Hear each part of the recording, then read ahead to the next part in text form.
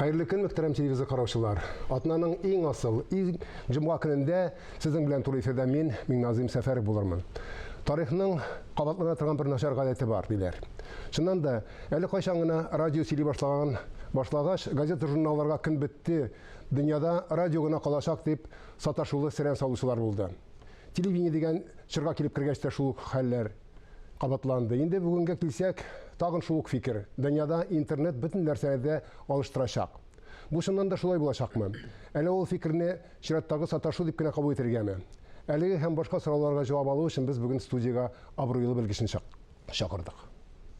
Дистәгә якын дәреслекләр һәм иң зур сер исемле шигырьләр җыентыгы авторы.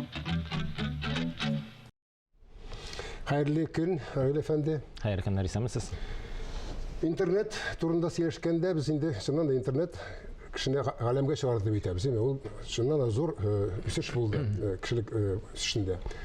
Ләкин шул ук вакытта яхшылыкның тагын бер начар ягы да барлыгы ачыкланды. Кешеләр үзара бикләнделәр, яшьләр кайберләре виртуаль тормыш белән яши башладылар, аралашу бетте.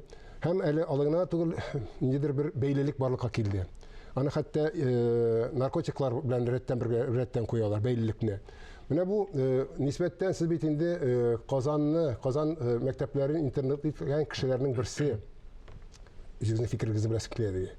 Булай фикер итүчеләр ялгышалар, мәллә артык арттырып җибәрәләрме куркынычлы? Бу инде мөгаен интернетны кем нинди максаттан куллануына бәйледер. Әгәр дә без интернет челтәрендә, мәсәлән, кемдер анда белем ала, анда кемдер укый, кемдер нәрсәгәдер өйрәнә. Кемдер күңелләшәме? Кемдер күңелләшә, кемдер уйнап утыра мөмкин, шулаймы? Кемдер эш өчен куллана. Шуңа күрә без инде үз атына телевизорга да мәсәлән ябышып ята торган идек. Әйбәт телевизор караучылар да бар алар.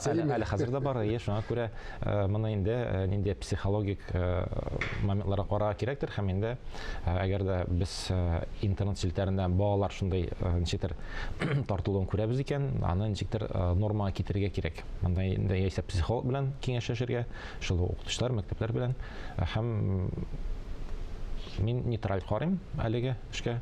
Мин инде тәкъдим итәм интернет челтәрен эш өчен, уку өчен файдалы максатларда кулланырга. Менә сез үзегез интернетсыз авыл мәктәбендә укыгансыз. Вакытта беркемдә дә интернет юк. Беркемдә дә юк. Интернетсыз дип хәзер генә әйтәбез инде. Ул вакытта бер авыл мәктәбе дип әйтәбез инде, әйме? Ләкин бүген менә интернетсыз авыллар юктыр инде, ул иң кечкенә авылларда интернет керде дип әйтергә була, әйме? Алар таныш һәр хәлдә сыйфаты гына инде. Сыйфаты гына начаррак булган мөмкин, әйме? Ләкин миңа калса без бүген интернетны әзерлексез балаларга бирдек шикелле. Мәктәптә дә интерактив такталар барлыкка китердек, электрон дәреслекләр дип сөенә башладык, дәресләр кирәкме икән дип. Мин әзерлексез балаларга түгел, әзерлексез өлкәннәргә китердек дип әйтсәм. Шулай дөресрәк була, әйме? Чөнки өлкәннәр балаларның вакытларын ничек сарыф итүен алар иң беренче рәттә контроль итәләр. Әгәр дә инде бу контроль юк икән, димәк, әтиләр бу юнәлештә эшне алып бармыйлар дигән сүз. Яисә аларның эшләре тыгыз бара мөмкин. Көн-төн эштә алар шул гаиләне туендыру өчен, башкасы өчен, кредитлар, ипотеканы түләү өчен һәм башкасы көн-төн эштә булырга мөмкин һәм балага игътибарын киметергә мөмкин. Шуңа күрә монда ничектер инде нейтраль бөтен нәрсәне нормада тотарга кирәк. Мин аңлыйм, әлбәттә, интернет ул бик зур әйтәмеш рәхәтлек дип әйтәбез инде, дөньяның рәхәтлеге, ләкин ул рәхәтлек тә бит артыкка китсә даруда, мәсәлән, агуга әйләнә башлый, әйме? Тыю әлбәттә ярамый. Без әйтәбез инде, тыйган әйбер ул киресенчә үзенә тартачак һәм ул чара була алмаячак дип. Шулай да ничек интернет белән куллануның культурасы булырга тиешме? Аны ничек булдырырга кирәк? Монда инде иң беренче чиратта өлкәннәргә иң беренче чиратта балаларга интернеттан ничек файдаланырга мөмкин икәнен карарга кирәк. Мәсәлән, безнең әдәби марафон проекты бар. Ул әлеге проект иң беренче чиратта балаларны интернетта файдалы мәгълүматны, безнең инде татар интернет үстерү фонды буларак, безнең максатыбыз интернет челтәрендә файдалы мәгълүмат булдыру. Икенчедән, татар телен, мәгарифен, мәдәниятен саклау, үстерү юнәлешендә шулай барабыз. Һәм татар телен ничек сакларга, үстерергә була дигән сорау куйган идем үз алдыма. Кеше аның өчен сөйләшергә тиеш, аның практикасы булырга тиеш. Әгәр ул инглиз телен өйрәнә икән, аның инглиз телендә практикасы булырга тиеш, алман телен икән, алман, кытай. Һәм әмнә татар телен кайда без теге урамдагы татар теле генә түгел, әдәби татар теле дигән сүз бар. Әдәби димәк, әдәбиятта дигән сүз безнең классикларыбыз язган әсәрләр. Әгәр дә без әдәби әсәрләрне укыйбыз икән, классикларны укыйбыз икән, безнең тел байлыгы арта дигән сүз. Һәм без сөйләмдә инде татар телендә саф, татар телендә сөйләшергә мөмкинлегебез арта. Ничек гадәткә кертергә? Гадәт 21 көндә формалаша диләр. Шуңа күрә кеше үзендә татар начары да, име? Төрлесе, ну кемдә ул якынча гына инде, кемдер 10 көндә дә мөмкин, кемдер ел буе да мөмкин анда гадәт формалаша. Монысы инде шундый гыйбарә генәдер күпмедер дәрәҗәдә.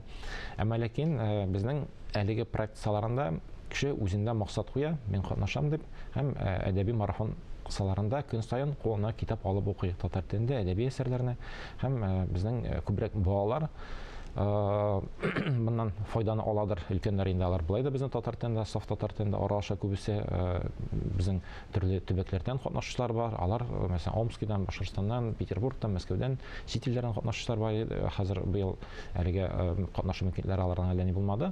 Һәм кеше әгәр дә укып гадәтләнә икән, аның Беренчедән ул максат куярга, максатына ирешергә өйрәнә, максат куеп ирешергә өйрәнә. Икенчедән тел байлыгы арта, аны өченчедән дуслары арта, фикердәшләре арта. Шулар рәвештә инде бик күп кенә укучылар безнең хәзер кемнәр 3-гә 4-кә укыган, 4-кә 5-кә укый башлады, кемнәр 4-кә укыган, 5-кә укый башлады, кемнәрдер Россия күләм, дөнья күләм конкурсларда, ягъни ул максатын куеп, шушы максатына ирешергә өйрәнә. Һәм интернет ярдәмендә ирешә. Интернет ярдәмендә беренчедән безнең әдәби марафон хэштегы белән ул аны урнаштырып барырга тиеш.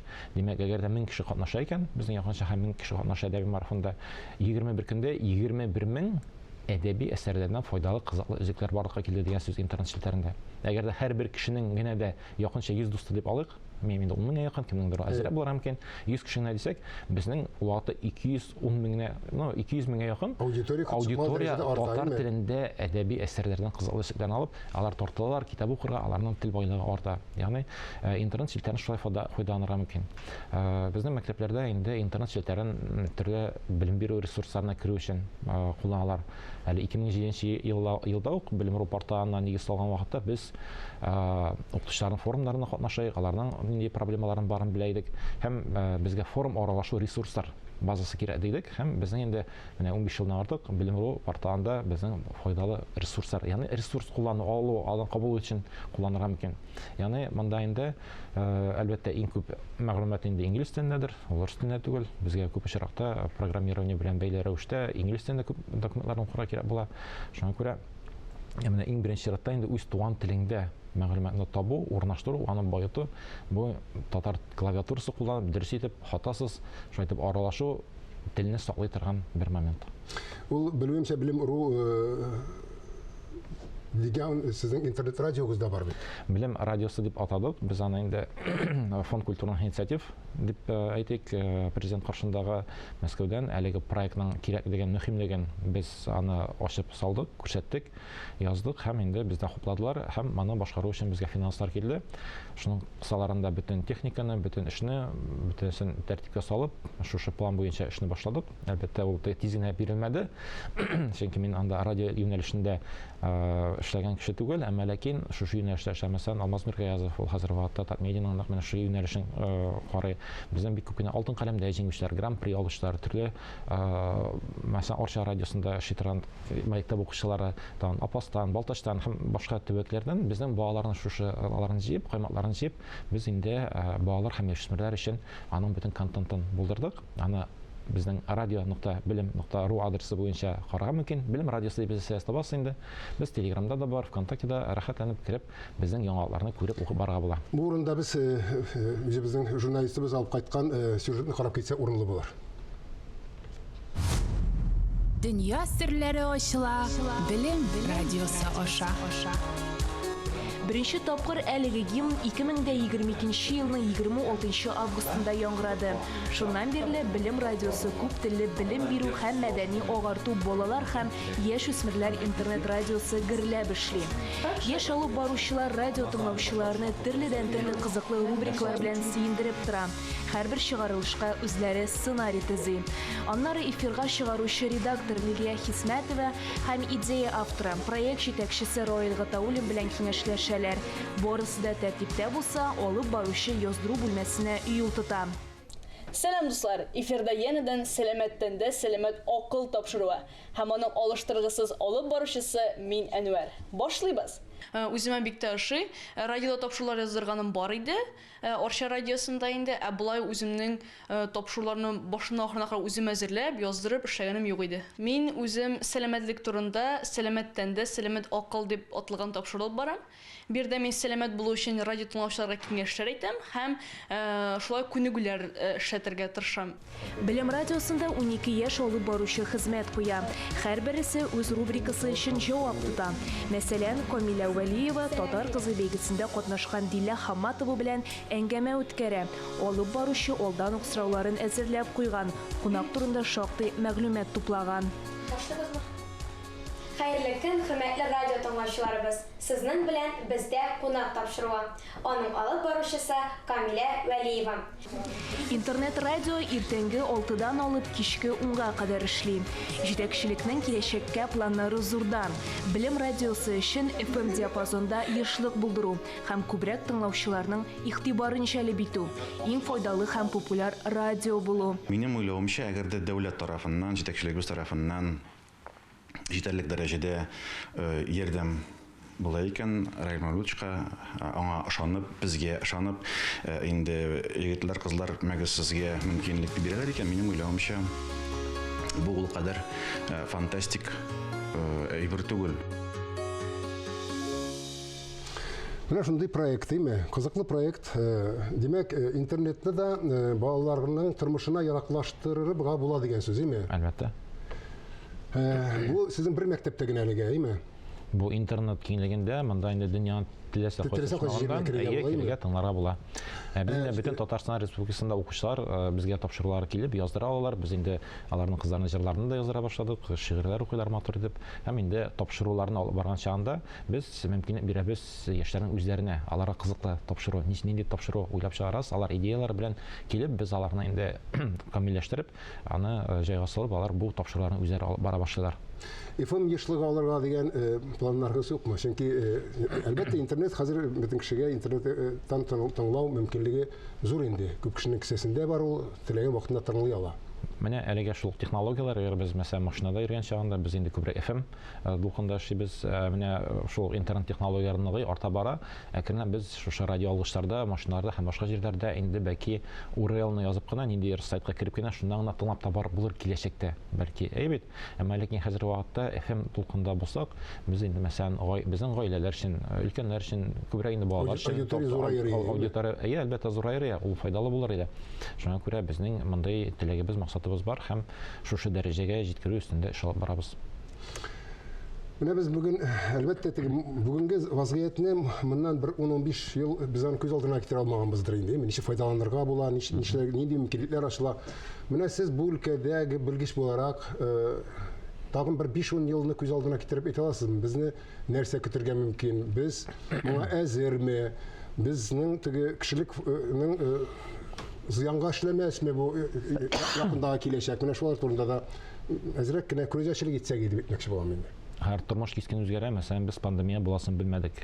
Мисал өчен, һәм билгеле бер катаклизмга яисә башка ниндидер сәбәпле ниндидер юнәлештә үсеш алырга мөмкин. Мәсәлән, дистанцион белем бирү системасына без кирип киттек инде. Без аны белмидек, моңа нәрсә икәнлегене. Аны беләйдек. Башыбызда төшмәгән шей. Мәсәлән, әгәр дә безнең хәзерге вакытта бу юнәлештә ул бит идея күп еллар әзерләнеп ясала күп очракта ул камилләшә. Кай вакытта ниндидер идеялар, технологияләрендә ул тиз генә килергә мөмкин. Яки борылыш алырга мөмкин. Мәсәлән, эчке янулы двигательләр, машиналар кинәт кенә үсеп китте. Бит шунда ул фәнни-техник революция дип аталган, әгәр физика курсында эшләсәк, өйрәнсәк, ягъни бу фәнни-техник революция тегегә исә бу өлкәдә ул гөл булып тора. Шуңа күрә монда инде әгәр дә үзебезнең илдә, хәтта үзебезнең республикада ниндидер ачышлар була икән, һәм дәүләт дәрәҗәсендә, һәм бизнес дәрәҗәсендә бу ачышларны ярдәм итеп эшләтеп җибәрәбез икән, ул вакытта инде якын елларда безнең технологияларны үзгәрәчәк. Шуңа күрә бу юнәлештә комплекслы эшләргә кирәк, галимнәргә ярдәм итү, бу юнәлештә яшьтән безнең мәсәлән Иннополис бар, безнең лицейлар, университет, мәсәлән, мин үзем КФУда укытам, андагы студентлар, магистрлар һәм башкалары, аларга менә бу мөмкинлекләрне арттыра бара кирәк һәм безнең талантлы яшьләр белән эшләүне дәүләт, хөкүмәт дәрәҗәсендә инде күтәреп барырга кирәк. Яңа баскычка күтәрергә кирәк. Ул вакытта бик өметле, бик яхшы булачак һәм инде әгәр дә инде бу юнәлештә эш алып бармаса, мәмләкәт алып бармый дип әйтә алмыйм, алып барыла, Аллаһка шөкер. Шуңа күрә безнең ниндидер үзебезнең мессенджерлар барлыкка килергә мөмкин, үзебезнең ниндидер социаль челтәрләр барлыкка килергә мөмкин. Мәсәлән, без үзебез дә социаль челтәрне ясау юнәлешенә эш алып барабыз. Шуңа күрә татар телендә татарлар өчен моның бөтенсен әйтеп бетермим инде. Киләсе тапшыруларда бәлки яшәрбез. Инде эшә бетергәч, алдан кычкырган күкәннән башлыйлар. Иртәгә нәрсә булсын белмәгән заманда яшибез, әйе. Ләкин бер факт бар, сез менә айтишник дип әйтәбез инде, технарь, физик, үзегезнең белемегез буенча, әйме? Ләкин аңлашыла инде физика белән лирика рәттән җиргәнлеген, әйме? Менә физика белән шөгыльләнгән, технология белән шөгыльләнгән кешенең шигърияткә дә вакыты калуы сәер түгел үзегезгә күзгә караганда. Физика бит ул түгел фән һәм шигърият мәгънәсен шулай ук түгел фән дип уйлыйм. Шуңа күрә физиклар арасында шигырьләр язган шәхесләр шактый күп. Ул минем инде кичкәннән килгән, ниндидер һәр вакытта да ритм, тәртип салу. Шуңа күрә мәгънәсен мана артык нык аерыла дип әйтмәс идем. Һәм ул вакыт, мисал өчен, безнең инде нәрсә программа төзегән чагында, яисә башка шундый акыл белән эшчәнлек алып барган чагында ул акылны башына ял иттерү җае да. Шуңа күрә мин рәхәтләнеп шигырь язып, башына ял иттереп, янына эшкә тотынып, инде аны эшне тәмамларга мөмкинмен. Бер каршылыгы юк димәкче буласыз. Каршылыгы юк, әйе. Амин, шулай булсын. Кызганычка каршы тапшыруыбыз аз гына якынлашты. Без хәзер сезнең белән Марсель Пруст сорауларына күчәбез. Әйдәгез. Сезнең үзегезнең төп сыйфатыгыз? Төп сыйфатым ниндидер идеялар килү һәм идеяларның максатына тормышка ашыру теләге. Һәр вакытта күңелдә йөргән, әйме? Иратларда сез югары бәя итергән сыйфатлар? 74 һөнәрдә аз диләр, шуңа күрә 74 сыйфатта аз ир кешегә. Мәгънәсен төп сыйфатлар ул гатиллек, мәрхәмәтлелек, акыл, физикатан. Яны бик күп сыйфатлар, ир кеше, ир ат ул бик күп сыйфатларга хас булыр. Хатын-кызларда, иратларда. Хатын-кызлардагы иң төпләре дип әйтәбез инде, әлбәттә күп. Сезгә якынрагы. Хатын-кызларда без инде хатын-кызларны күбрәк гаилә учагын саклаучы дип әйтәбез. Шуңа күрә хатын-кызларга хас сыйфатлар, мәгънәсен безнең киләчәк буын күп очракта менә безнең әниләребез, апаларыбыз, хатыннарыбыз белән бәйле. Шуңа күрә мәгънәсен киләчәккә уйлап эш итә алу сыйфаты. Балаларның, гаиләнең киләчәген, бу инде ир-атка да хас бер, яны һәм баланс. Зур җитешсезлек үзегезнең. Зур җитешсезлек, мәгънәсен башка бик күп идеялар килә, ләкин аларның бөтенесенә тормышка ашырып булмый. Шуңа күрә менә бик күп эшләргә алыну, ул миңа күп очракта зыян китерә. Сезнең өчен иң зур бәхет нәрсә ул? Иң зур бәхет ул безнең, минемме, команданыңмы ниндидер эшләгән эше. Безнең эшләгән эшебез аны шушы ахыр кулланучыга ниндидер рәхәтлек китерү. Мәсәлән, безнең әдәби марафон проекты бар, сәламәт итә проекты бар, тәмле марафон проекты бар, белем радиосы бар. Әгәр дә без шушы кулланучылардан аның рәхмәтен ишетәбез икән, алар бик күп рәхмәтләр килә, иң мәгънәсен рәхәт шушы. Тормыш девизыгыз? Алга тик алга. Амин, шулай булсын. Алга барырга язсын, үзегезнең уйлаган уйларыгыз тормышка ашсын һәр вакытта да. Тормышыбыз кытчыкмалы тизлек белән үзгәрә. Алда нәрсә көтәсен фаразлау өчен хыял киңлегебездә җитмәгән заманда гасырлар буе сыналып килгән кешелек сыйфатларыбызны саклап каласак дигән теләктә бүгенгә сезнең белән саубуллашам, исәнлектә күрешик.